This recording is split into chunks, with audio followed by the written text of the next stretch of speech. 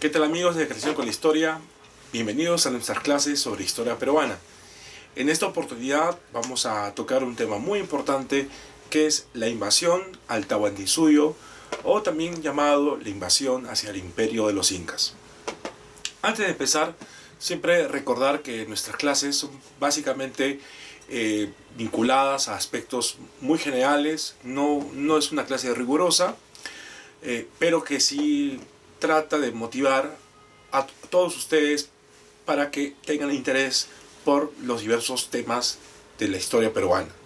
Y también mencionar a ustedes que pueden suscribirse, compartir los contenidos, comentar, plantear qué clases quieren que se pueda hacer en otros videos. Bien, uno de los puntos importantes que hay que desarrollar para este tema de la invasión al Tahuantinsuyo es justamente el punto de consideraciones previas. La discusión famosa: ¿fue conquista o una invasión? Inclusive ustedes recordarán que en las clases de colegio se habla mucho de la conquista del Perú. Para entender esto, ustedes saben que el término de Perú también va a aparecer en este contexto, pero el Perú realmente como país no existía, ¿no? Lo que existía es el imperio del Tahuantinsuyo, ese imperio de los cuatro suyos. Por eso que en cierta forma el tema se refiere justamente a lo que existía políticamente durante esa época del siglo XVI. El término de Perú es una construcción que deriva a ciertos aspectos que luego lo comentaremos. Pero cuando se habla de una perspectiva más vinculada a lo que es la invasión y lo que es la conquista, también hay una discusión que en realidad no se llega a un consenso. Va a depender mucho de la concepción del investigador, de la mirada que uno tiene de la realidad, de la toma de posición, ¿no? Inclusive hacia aspectos políticos, sociales, cómo logra entender la realidad, ¿no? O sea, no es una cuestión tan sencilla decir es invasión y punto, ¿no? O es conquista y punto, sino tratar de que ustedes entiendan que aquellas personas, aquellos intelectuales que defienden la posición de que esto fue una conquista, tienen una mirada de la realidad determinada, y aquellos que afirman que esto fue una invasión, también tienen una mirada de la realidad de forma particular. Por lo tanto, no hay un consenso para tratar de entender si fue invasión o conquista. Desde nuestro punto de vista, desde el punto de vista de Creciendo con la Historia y del quien habla, el profesor Michel Mendieta, considero que lo que ocurrió en el proceso fue una invasión, en el sentido de que fue un grupo de personas que llegaron, fue gente externa que llegó al territorio, que destruyó, que logró saquear los recursos, que se llevó el oro y la plata, que hubo un conjunto de violaciones a los derechos humanos, una serie de matanzas, un genocidio, pero que a pesar de todo ello, un grupo continuó resistiendo, ¿no? Un grupo humano, ¿no? Pobladores nativos continuaron resistiendo, oponiéndose a este proceso, ¿no? de penetración de los españoles. Este proceso de resistencia se mantuvo durante todo el periodo virreinal, durante todo el periodo colonial, hasta el proceso de la independencia. Por lo tanto, cuando se utiliza el concepto de conquista, se alude a que hay un control absoluto de todo el territorio, cosa que en la práctica, tomando en cuenta la resistencia que hubo de los pobladores andinos, resistencia militar, resistencia ideológica, que lo vamos a comentar también en otra clase, esto realmente no se dio. Cuando hablamos de una conquista, se habla de un control absoluto, un control político, un control cultural, un control en todos sus aspectos. Si bien es cierto, hay una dominación que se da por parte de los españoles en diferentes planos, no se puede hablar de una conquista absoluta. Nuevamente reitero que esto es un tema polémico, esto es algo que no se puede llegar a aclarar totalmente por todos los intelectuales. Hay posiciones que tienen los intelectuales, hay miradas de la realidad que tienen los intelectuales, y nosotros en Creación con la Historia defendemos la posición de que fue una invasión, ¿no? Una invasión, lo que se dio en el caso del Tahuantinsuyo. Siguiente punto, lo que es las causas que provocaron la caída del Imperio Incaico, las causas que provocó la caída del Tahuantinsuyo. En ese sentido vamos a plantear de que hay investigaciones que buscan dar una diferente mirada a lo que se considera como las causas tradicionales y que usualmente nosotros hemos escuchado en las clases de colegio. Posiciones defendidas por historiadores como José Antonio del Busto, uno de los más importantes historiadores que trata de entender a partir de las crónicas lo que se dio durante este proceso. José Antonio del Busto también tiene un libro muy importante dedicado a la vida de Pizarro, en donde de manera muy minuciosa explica el proceso de esta llamada conquista del Perú, porque también hay que mencionar que José Antonio del Busto defiende la posición de una conquista. Pero desde esta perspectiva se menciona algunos casos que luego va a ser cuestionados por otros intelectuales. Por ejemplo, decir que el uso de las armas, por ejemplo, el uso del caballo, el uso de los perros, ¿no? Los perros llamados la conquista, provocó la caída del Tahuantinsuyo.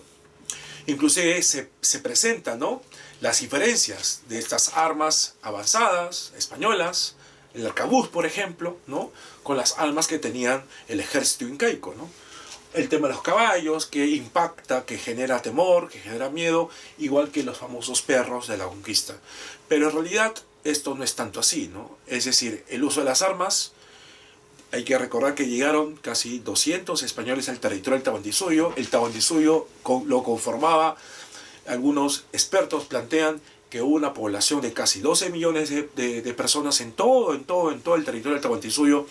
Y por lo tanto, el tema de las armas, el tema de los caballos, el tema de los perros, es en realidad una causa tradicional y que no explica realmente por qué cayó el imperio.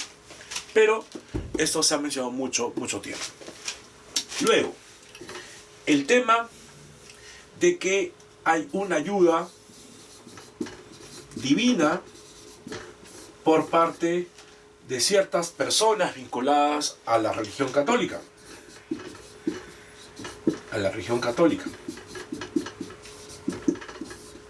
Está la figura simbólica del famoso Santiago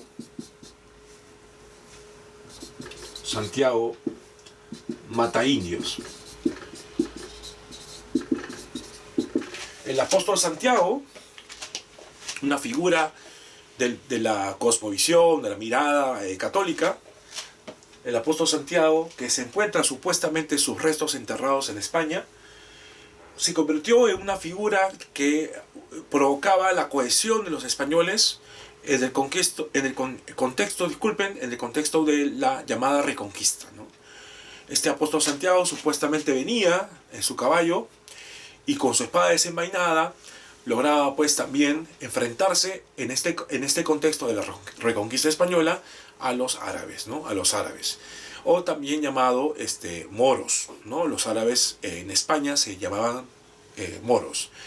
En ese sentido, esta figura del apóstol Santiago, llamado Matamoros, se trajo al territorio del Tahuantinsuyo, y también está el nombre en este caso de Santiago Mataindios, ¿no? Dice que durante el proceso de la invasión los españoles llegaron también con la ayuda de la religión católica, con estos personajes vinculados a la ideología católica, y está el caso del apóstol Santiago llamado Mataindios, como vemos acá en la imagen siguiente, ¿no?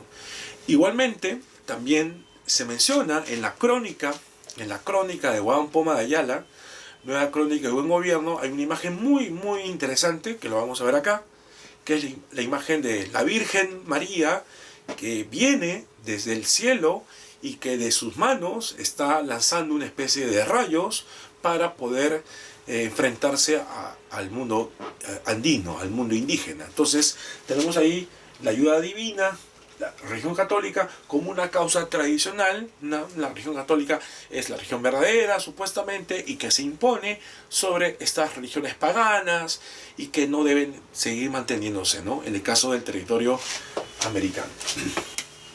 Siguiente idea tradicional, lo que se conoce como el tema de que si se da la captura del Inca,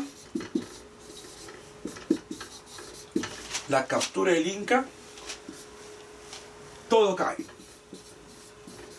Todo cae. Se captura la cabeza de todo el imperio del Tahuantinsuyo y se captura la cabeza, inmediatamente todo se cae como un castillo de naipes. Y es lo que usualmente se cree cuando se produce el control, la captura del Inca Atahualpa, ¿no? Todo el imperio cayó. Eso es también una causa tradicional, una causa que no es la correcta, O el tema de la civilización española, entendiéndose como una civilización que es mejor que la civilización andina.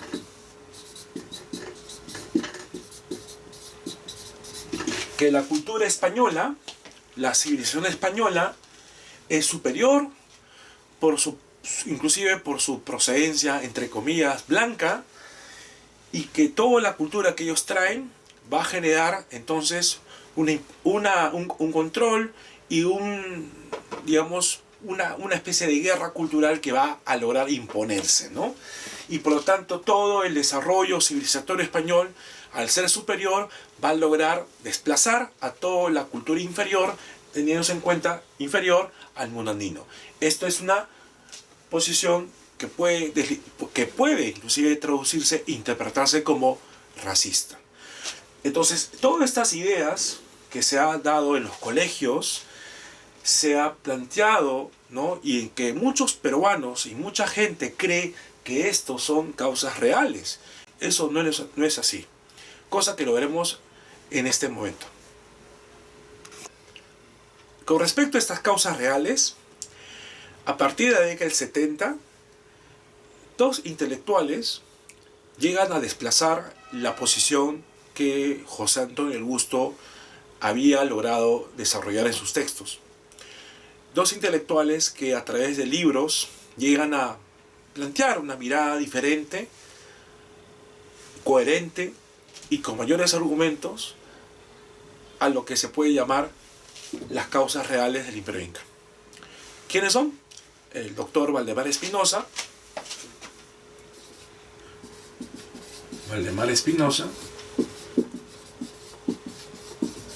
con su texto clásico La destrucción del imperio de los incas, y Juan José Vega con su libro La guerra de los viracochas. ¿Sí? La guerra de los viracochas. Tanto Valdemar y como Juan José Vega van a tratar de aportar a una mirada diferente a lo que se entiende como la caída del imperio, ¿no? ¿Cuáles son esas miradas, esas razones? Valdemar Espinosa, por ejemplo, plantea fundamentalmente que dentro del imperio había un descontento. El descontento de las llamadas etnias sometidas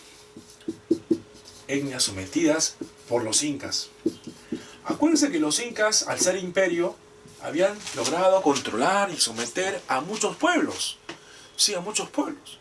Y estos pueblos estaban iniciando una serie de trabajos que se expresaba como una manera de explotación. Por lo tanto, Estas etnias estaban muy descontentas, estaban fastidiadas, estaban molestas por el control del imperio desde el Cusco.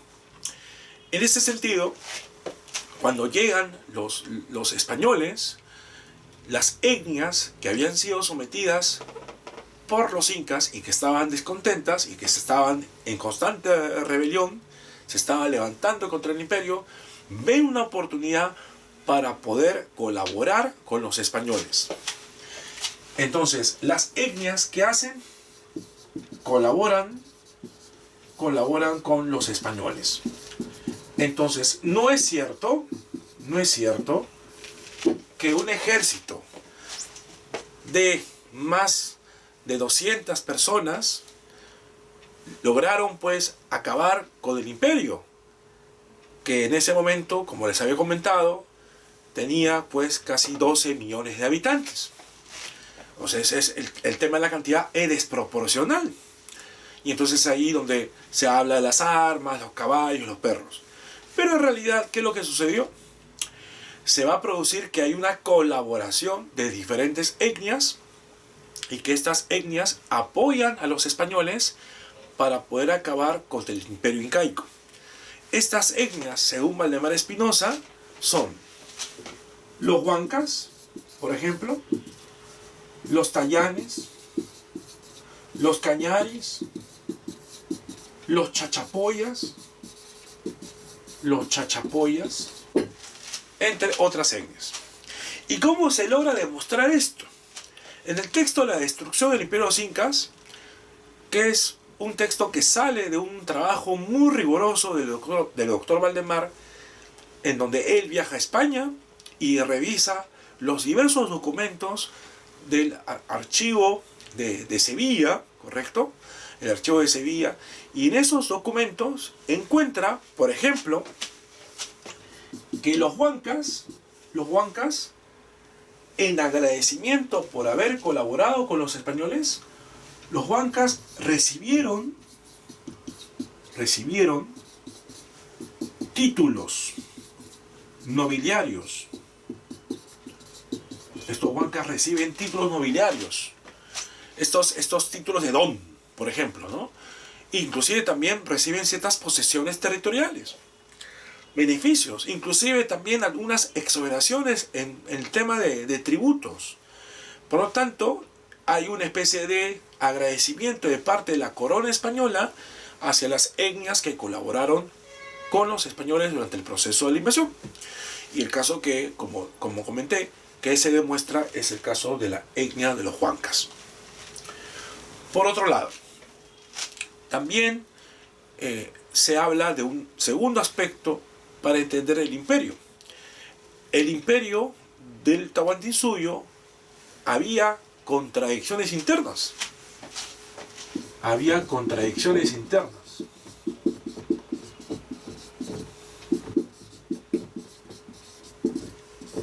Existían pugnas por el poder.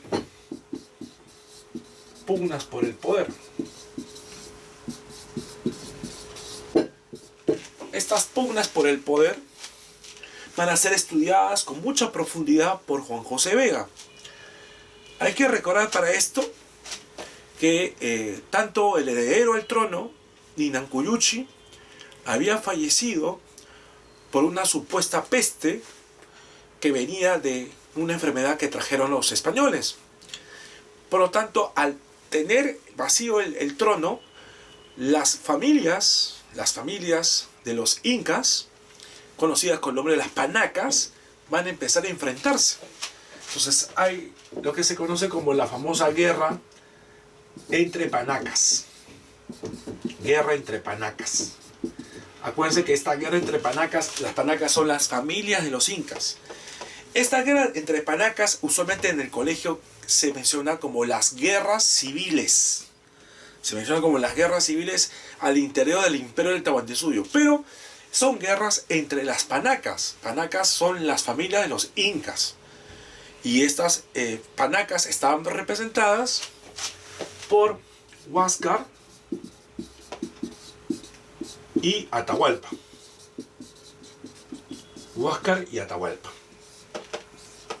¿Correcto?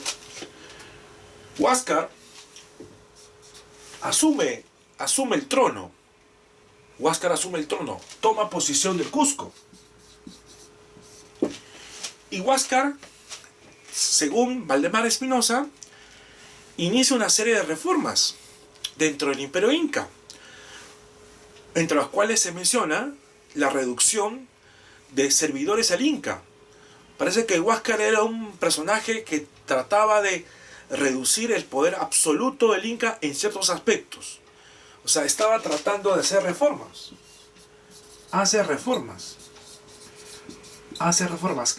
Recorta algunos privilegios de las élites. Y esto evidentemente no es del agrado de otros sectores. No toda la gente le gusta pues que le recorten a sus sirvientes, le recorten sus privilegios. Por lo tanto, hay una especie de enfrentamiento.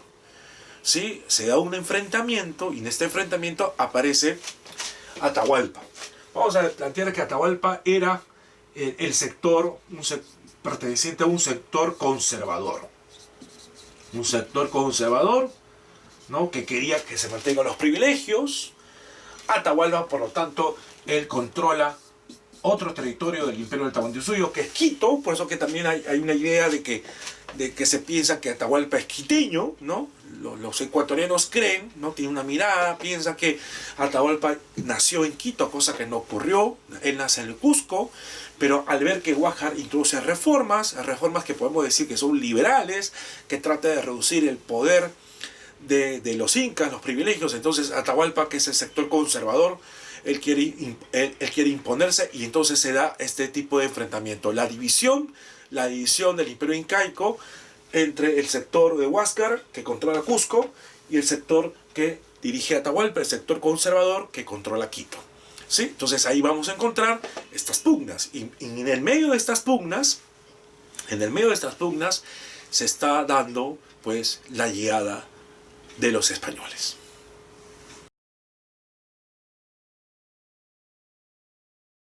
Bien, ahora vamos a explicarles a ustedes los viajes de Pizarro. Pero antes de empezar con los viajes en sí, tenemos que comentarles cómo se logra enterarse por parte de los españoles de la existencia del Perú, ¿no? Cómo así el Perú llega a oídos de los españoles. ¿Y por qué el interés de los españoles por llegar al Perú? Ustedes deben saber que la invasión al Tahuantinsuyo va a ser parte del proceso de invasión a América. Y en esta invasión a América pues hay una necesidad, un interés por el control de recursos. Básicamente, ¿qué tipo de recursos? Metales preciosos. Luego ya viene el otro tema, ¿no? El tema de las tierras, el control de la mano de obra, pero fundamentalmente la llegada de los españoles hacia América y hacia lo que es el Tahuantinsuyo es fundamentalmente para poder lograr extraer los diferentes metales preciosos que teníamos nosotros.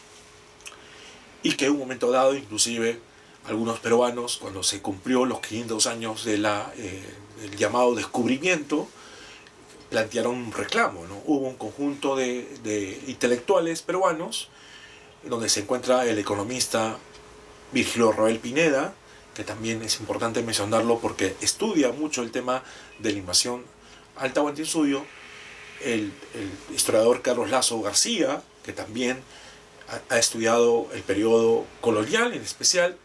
Ellos, junto con otros intelectuales, cuando se logró cumplir los 500 años del descubrimiento, estamos hablando en 1992, ellos mandaron una carta al rey de España de ese entonces para reclamar que se devuelva todo lo que España se robó, que se saqueó. Eso fue una situación muy, muy interesante que se dio en el contexto de los 500 años. En ese sentido, hay un interés por el control de estos metales preciosos, y esto va a aparecerse, justamente va a lograr tener como inicio el viaje de Blasco Núñez de Balboa, ¿no? Balboa, cuando logra hacer su expedición, una expedición en 1513, Esta expedición de 1513 tenía como objetivo explorar más territorios de acá de América. Y él logra descubrir Panamá. Él logra descubrir Panamá y Panamá pasa a ser parte de una gobernación que existía ya en América por parte de los españoles.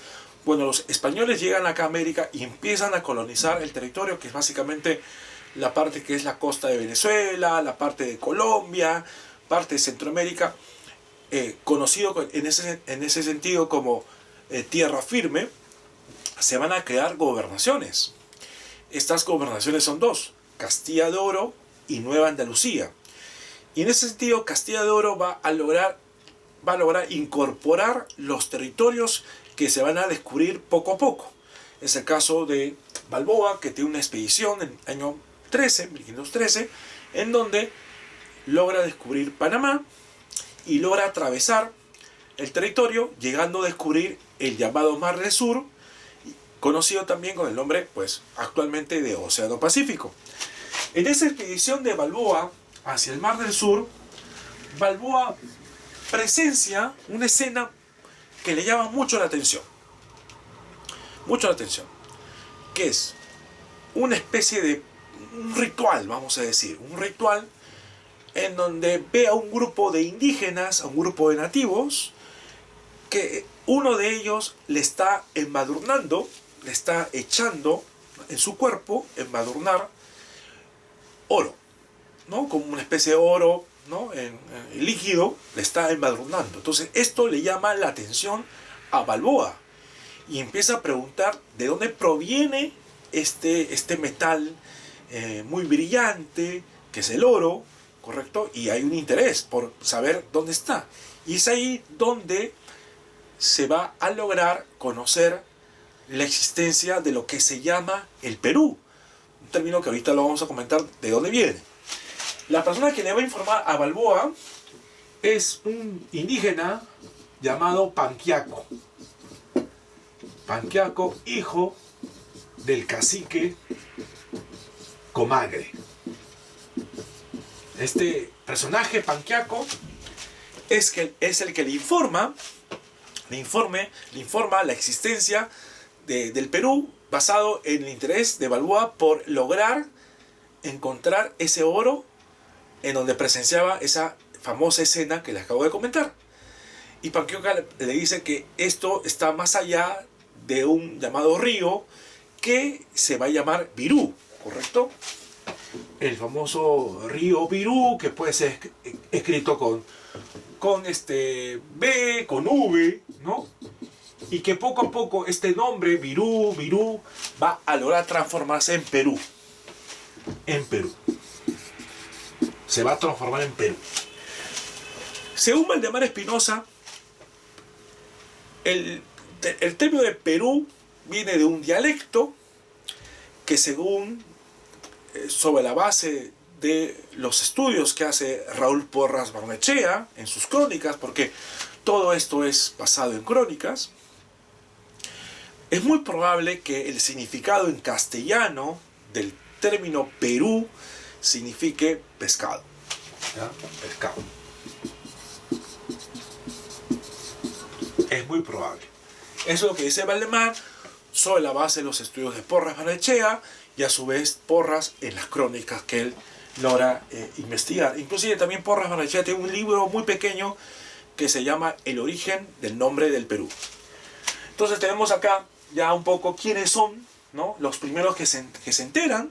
Además, Balboa no estaba solo, Balboa estaba con muchas personas, es una expedición para explorar territorios, pero Balboa es el que encabeza esta expedición, por lo tanto Balboa es el que va a tener mucho interés por llegar al Perú. Mucho interés, pero al final estos intereses no llegan a concretarse y Balboa va a tener problemas en lo que es Panamá, con los gobernadores de turno, y Balboa va a morir decapitado, ¿no? Este interés al final no se concretó y Balboa muere decapitado en Panamá. ¿Qué es lo que sucede después? Las personas que ya estaban junto con Balboa informadas sobre la existencia de este territorio llamado Perú, van a buscar realizar expediciones para llegar a lo que sería el Imperio Incaico. Por lo tanto, vamos a encontrar una lista de personas que son los que llegaron o intentaron llegar al Perú antes que Pizarro. ¿Quiénes son? Francisco de Becerra, Pascual de Andagoya, Juan de Basurto. Estas personas buscaron llegar al territorio peruano, pero no pudieron. Hubo bastantes dificultades, accidentes, y que esto no llegó a concretarse. Por lo tanto, luego de estos intentos, viene la formación de lo que se conoce como la Empresa de Levante. El término de Levante se atribuye pues al territorio que se va a llegar a concretar, el territorio que después termina siendo Perú. Esta Empresa de Levante va a ser dirigida por Francisco Pizarro, personaje que estuvo presente en el momento en el cual Balboa realizaba esta expedición. Francisco Pizarro, junto con Diego de Almagro, y también está un fraile llamado Hernando de Luque. Pero Luque realmente era un testaferro. Luque era un testaferro. ¿Qué significa ser testaferro? Era un representante. Él lograba representar al que se conoce como el cuarto socio. El cuarto socio, el socio incógnito. Este socio incógnito era un banquero radicado en Panamá. Es el que invierte esta empresa. Se llama Gaspar de Espinosa. Entonces, eso es un aspecto que también no se cuenta mucho, ¿no? Realmente no eran 3 socios, sino eran 4 socios, ¿no? Y que uno de ellos es el que va a invertir, es el que financia, que en este caso es un banquero radicado en Panamá, que se llama Gaspar de Espinosa. Y no olvidar que para poder hacer esta empresa de Levante, se tiene que pedir autorización. Autorización. Este tipo de expediciones, este tipo de viajes que se realizan, no se puede hacer así nomás. No que yo me agarre con un grupo de españoles y me ponga pues a caminar. No, esto se tiene que dar con permisos. En ese sentido, el permiso lo va a dar el gobernador de ese entonces. Que la gobernación exactamente era la gobernación de Castilla de Oro. Pero Castilla de Oro había logrado ampliarse a ocupar el territorio explorado y descubierto por Balboa, que es Panamá. Por eso que también usualmente se menciona que la gobernación es la gobernación de Panamá, porque es la que está más al lado del territorio de Sudamérica, donde está justamente el Perú hacia el Océano Pacífico. El gobernador de ese entonces era Pedro Arias Dávila, conocido como Pedrarias. Pedrarias es el que autoriza este viaje. Inclusive también se dice que invierte en un apoyo económico para que la empresa de Levante se llegue a concretar. Bien, los viajes de Pizarro fueron 3. Estos viajes se conocen con el nombre del viaje de la exploración, el primer viaje. El segundo viaje se llama el viaje del descubrimiento. Y el tercer viaje se conoce como el viaje, entre comillas, de la conquista e invasión. Vamos entonces a comentarles cómo se dan estos viajes. Estos viajes, por si acaso, han sido, pues, como dije hace un rato, estudiados, investigados por historiadores, en este caso por José Antonio el Busto, ¿no? Uno de ellos es el más conocido. El primer viaje se realizó entre 1524 a 1525. Empezó pues todo esto en Panamá, partieron los españoles, se dice que en 2 barcos, tratando de llegar pues a esta zona, que sería el Tahuantinsuyo, pero que van a tener muchas dificultades en este primer viaje conocido con el nombre del viaje de la exploración. de la exploración. Llegan a lugares como un puerto donde abunda piñas, le llaman Puerto Piñas. Luego llegan a un lugar llamado Puerto del Hambre, porque dicen que tienen muchas penurias y pasan hambre, pues se llaman Puerto del Hambre. Y luego hay enfrentamientos que inclusive lleva a que Diego de Almagro pierda un ojo, ¿correcto? Este lugar donde hay enfrentamientos con los nativos del lugar será llamado Pueblo Quemado. ¿No? Entonces son algunos de los lugares que los españoles van a lograr recorrer en su intento de llegar al Tahuantinsuyo. Entonces el viaje es un fracaso.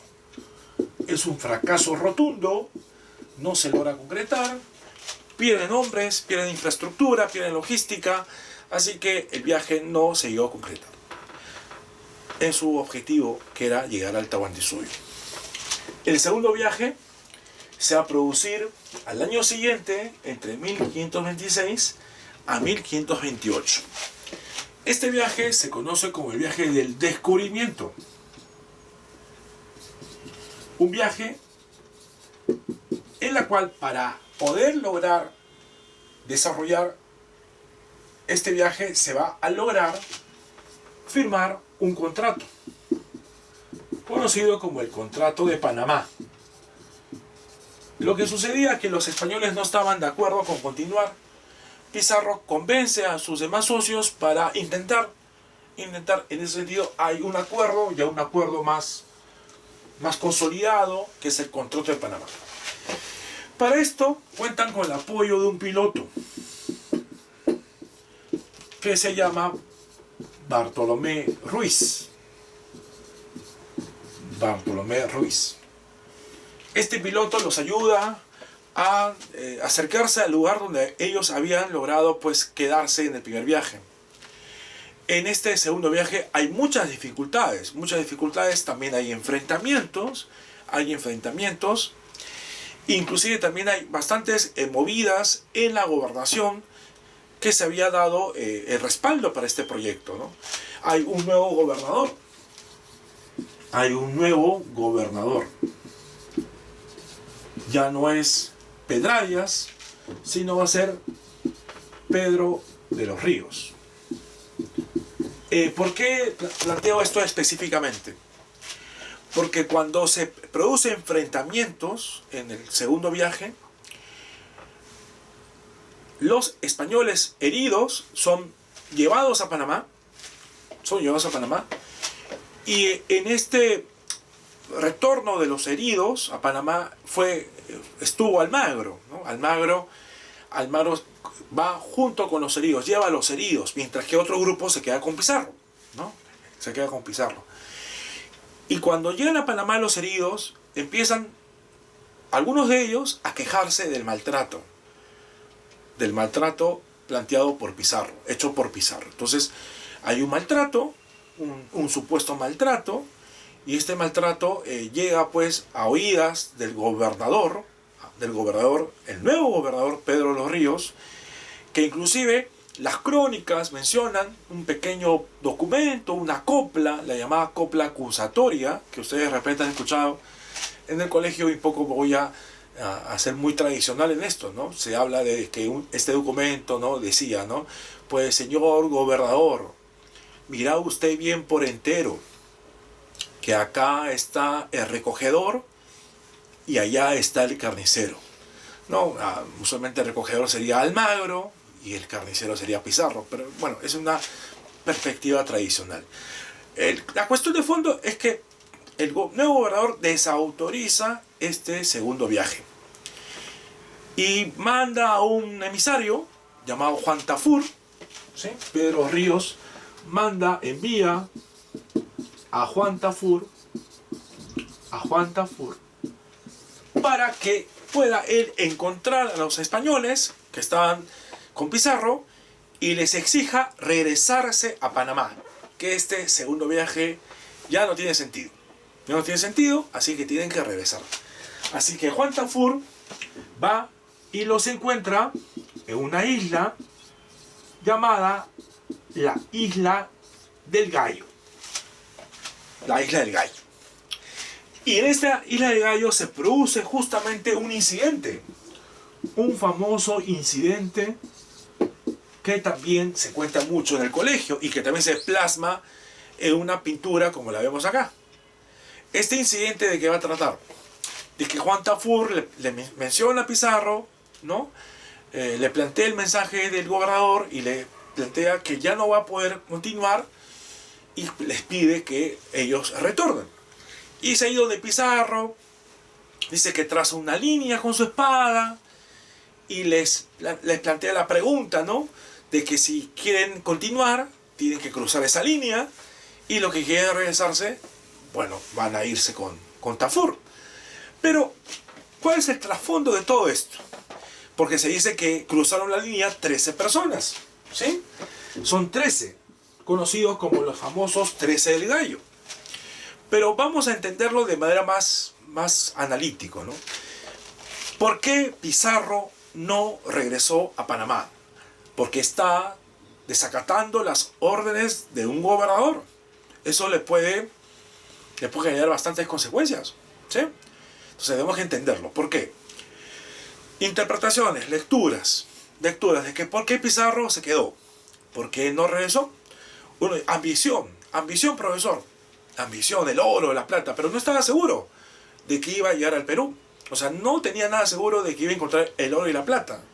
Así que esta ambición que lo va a cegar, como que está medio, no tiene piso, no hay tanta solidez. Lo que sí se puede afirmar que para este segundo viaje se tuvo que invertir. Hay un costo. Ya no está otras personas que apoyaron al primer viaje. Por lo tanto, se plantea que es muy probable que Pizarro se haya endeudado para lograr hacer este segundo viaje. Se haya endeudado, y si es que iba a regresar, pues tenía que observar las consecuencias, ver las consecuencias. Y estas consecuencias podrían inclusive pasar un tiempo en la cárcel, porque evidentemente si se presta dinero, no hay manera de poder devolver la plata si es que este segundo viaje se interrumpe en la Isla del Gallo. Bueno, entonces al final, más allá del análisis que puedo plantearles hacia ustedes, que pueden estar ustedes de acuerdo o no, me lo plantean en los comentarios, Pizarro continúa el trayecto con 13 personas, y estas personas desacatan la decisión del gobernador, pero mantienen su interés por continuar. Y continúan. Y al llegar, pues, estos 13 continúan junto con Pizarro y llegan, ¿sí? Llegan a una zona que es lo que ya es el territorio peruano en sí. Tumbes. Llegan a Tumbes, ¿correcto? Y en Tumbes ellos van a lograr presenciar algo interesante. Se encuentran con una balsa de unos indígenas que son tayanes. Se encuentran con una balsa conducido por tayanes. Los tayanes es una etnia, ¿no? Y en esa balsa conducida por los tayanes, según las crónicas, estos indígenas llevaban en esta balsa, pues, piezas de oro. Y al encontrar estas piezas de oro, Pizarro y su gente van a deducir que están en el lugar que tanto soñaban llegar. Y estos tayanes van a lograr ser incorporados a la expedición de Pizarro. Uno de ellos inclusive se convierte en el famoso traductor, el traductor llamado Filipillo. Y bueno, y ellos continúan, y se plantea que este segundo viaje llegó hasta la desembocadura del río Santa. Esto ya es Ancash. Y en este punto termina el segundo viaje. Ahora, ¿qué ocurre después?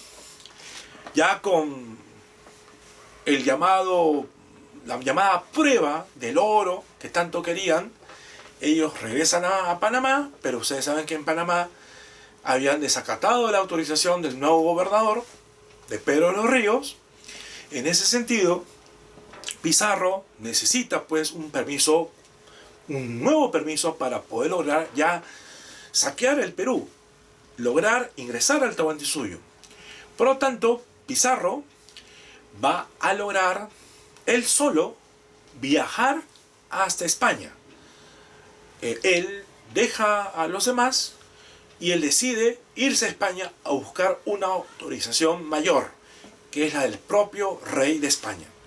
En ese sentido, Pizarro va a lograr viajar hasta España y en 1529 va a lograr pedir una audiencia a su majestad, el rey de ese entonces, que era Carlos V, ¿sí? Carlos V, casado con la reina Isabel de Portugal, ¿sí?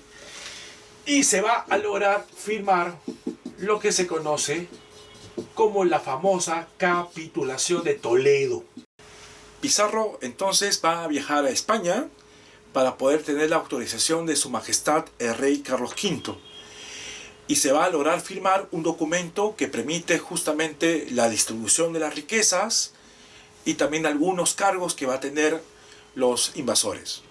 Esta capitulación se va a firmar en la ciudad de Toledo, en España. Por eso su nombre, Capitulación de Toledo, en 1529. Por ejemplo, la corona española se va a asegurar la quinta parte de todos los tesoros que se consiguen en el territorio. Esto va a ser llamado el Quinto Real. Y lo primero que se va a lograr llevar es los famosos, el rescate de Atahualpa. Ustedes recordarán que Atahualpa, al ser capturado, él va a entregar, ¿no?, 2 cuartos de plata y 1 de oro. Esa quinta parte va a ser para los españoles, la corona española en este caso. Pizarro llega a ser gobernador, lo van a proclamar gobernador del territorio que va a descubrir. Almagro va a ser nombrado, que va a dirigir la fortaleza de Tumbes. Luque va a ser el obispo de Tumbes. Y los 13 del Gallo van a recibir títulos nobiliarios, conocidos como los Caballeros de la Espuela Dorada. Esa es la famosa forma de distribución de todos los cargos, de todos los beneficios que se van a concretar al llegar al Tahuantinsuyo. Y llegamos al tercer viaje. El tercer viaje es el viaje conocido como la invasión o para algunos conquista, ¿no? Este viaje es el viaje más importante porque se produce ya el control del Imperio Incaico. Mencionar que Pizarro, al momento de estar en España, va a aprovechar jalar a sus hermanos. A sus diversos hermanos que tiene: Hernando Pizarro, Juan Pizarro, Gonzalo Pizarro, Pedro Pizarro. O sea, todos los Pizarro vienen con Francisco, ¿sí? Y para poder lograr concretar el control del Tahuantinsuyo, se va a tener el apoyo de casi 200 soldados, 200 españoles, bien armados, bien pertrechados, van a ingresar al territorio. Bueno, lo primero es que los españoles llegan en barco desde Panamá y se trasladan en Piura. Se va a fundar en 1532 la primera ciudad española en el territorio peruano. Esta ciudad se llama San Miguel, lo que sería San Miguel de Piura, o en su momento dado también San Miguel de Tangarará. Ya desde el momento en que Pizarro entra al territorio del Tahuantinsuyo, ya tiene apoyo. Acuérdense, los tallanes, el traductor y otros traductores que van a haber, porque no va a ser uno, va a haber varios traductores. Va a lograr entonces tener el apoyo indígena, el apoyo de otras etnias, ¿no? Tallanes, Cañaris, Chachapoyas y, como dije, ¿no?, especialmente los huancas. El punto es que también se menciona en algunas crónicas que es muy probable que algunos indígenas hayan logrado creer que los españoles habían sido enviados por el famoso dios Huiracocha. Algo muy cercano a lo que va a pasar en México, ¿no? En México con Hernán Cortés, ¿no? Que también creyeron que eran unas personas enviadas por Quetzalcóatl, ¿no? Entonces algo parecido. Entonces los españoles son confundidos como unos emisarios enviados por Huiracocha. Y ellos les van a empezar a informar, estas etnias, sobre la situación que está atravesando el imperio de los incas. Problemas internos, divisiones internas. Y también se enteran de la presencia de Atahualpa en el norte. En el norte. Se da la presencia de Atahualpa en el norte. Acuérdense que habían dos incas. Uno estaba en Cusco, que es Huáscar, y otro estaba en el norte. Y ellos están en guerras internas. Y Atahualpa pues también había logrado no solamente enfrentarse a Huáscar, sino también había buscado controlar a otras etnias que estaban justamente en su zona de dominio, los Chachapoyas. Los Chachapoyas era una etnia muy rebelde y Atahualpa también fue para reprimir el levantamiento de los Chachapoyas. Y además también Atahualpa conocía esta presencia de los españoles que se estaban relacionando con emisarios de Huiracocha. Bueno, Atahualpa va a lograr encontrarse con el primer español para poder tener una reunión. Es Hernando de Soto. El primer español que logra conocer el Inca Atahualpa, ¿sí?, es Hernando de Soto. Hernando de Soto es un emisario que le va a informar a Atahualpa para poder concretar una reunión entre Pizarro y el Inca. Esta reunión se va a hacer el 15 de noviembre de 1532. Era un día, según el historiador Miguel Matigorena, fue en la tarde. Se plantea que Atahualpa había degustado un aperitivo almuerzo. Inclusive hasta el doctor Matigorena menciona que posiblemente Atahualpa estaba un poco embriagado por haber consumido chicha, ¿no? Es un pequeño dato que se menciona. Bueno, se da entonces el famoso encuentro, el encuentro en Cajamarca. El famoso encuentro en Cajamarca. Este encuentro en Cajamarca, ¿cómo se logra darse? Se plantea que un fraile, ¿no?, Vicente Valverde, de la orden religiosa de los dominicos, él, junto con un traductor, se acerca a donde está el Inca, en la plaza de Cajamarca, y Valverde pues va a lograr dirigirse al Inca y le va a plantear el famoso requerimiento. El requerimiento. ¿Qué es el requerimiento? Es como una especie de protocolo, una especie de anuncio que se le da, un pedido, un anuncio que se le da al Inca para que éste se someta al rey de España y también se somete a la Iglesia Católica. Es lo que se conoce como el famoso requerimiento. Entonces, en ese requerimiento, Valverde llevaba la Biblia, ¿no? Y se dice que la Biblia es entregada a Atahualpa. Atahualpa coge la Biblia, lo lleva al oído, lo revisa y lo tira al suelo, ¿no? Y es muy probable que ahí, en esta plaza de Cajamarca, Valverde haya exclamado esto de Santiago, Santiago. ¿Qué era Santiago, Santiago? Era el nombre de la figura del apóstol Santiago. En ese momento se produce la salida de las tropas españolas. Hay mucha confusión, y se captura al Inca Atahualpa. Se produce la captura, ¿no? Captura el Inca. La captura del Inca. Y el Inca va a estar puesto en prisión. Está en prisión durante un periodo de unos meses. Atahualpa ya en prisión, por ejemplo, él continuaba creyendo, ¿no?, que tenía autoridad, ¿no? Continuaba creyendo que tenía privilegios. Inclusive también mencionar que este tema del famoso rescate, el rescate de la entrega de los cuartos famosos, los cuartos llenos de plata, llenos de oro, que está en Cajamarca, no era un rescate, porque para el mundo incaico no existía el concepto de rescate, o sea, no se producía un secuestro, o sea, no había el concepto de secuestro, no había el concepto de rescate. Entonces, estas palabras son totalmente diferentes en contextos actuales. Entonces, ¿por qué se entrega los cuartos de plata y oro? Como una especie de reciprocidad, o sea, es decir, yo les entrego a ustedes para que ustedes también me mantengan mi estatus, ¿no? O sea, hay una especie de la idea de los incas, los principios incaicos, está vinculado a la reciprocidad y la redistribución. Entonces, no es tanto el tema de un rescate, libéreme, ¿no? Sino más bien, como dicen algunos, ¿no? No se le hizo caso, no se liberó, fueron traidores, sino lo que buscaba Atahualpa es una especie de pacto con los españoles para mantener sus privilegios.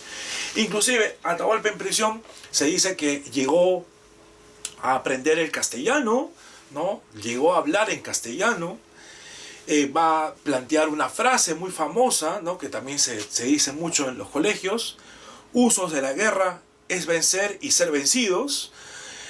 También, según la crónica de don Ricardo Palma, ¿no? Atahualpa también aprende a jugar ajedrez, se dice que logra derrotar a un español en una partida. Bueno, son parte de todas las historias tradicionales que se generan sobre qué pasó con Atahualpa en prisión. Lo que afirma Valdemar Espinosa, por ejemplo, es que cuando estaba en prisión, Atahualpa, que mantenía su liderazgo y se mantenía informado de todo lo que pasaba, continuaba dándose la guerra contra Huáscar.